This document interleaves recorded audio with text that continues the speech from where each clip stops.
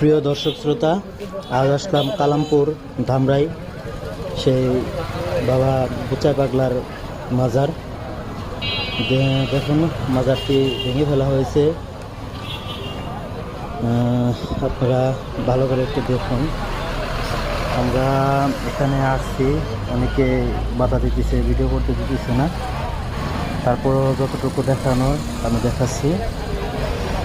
দেখুন মাজারটি সেনাবাহিনীরা আসছিল, সেনাবাহিনীরা হয়তো এসে তাদের যে আক্রমণ করেছিল সে আক্রমণকে ফিরিয়েছে। ইতিমধ্যে এই মাজারটি একদম ভেঙে গুঁড়িয়ে দেওয়া হয়েছে।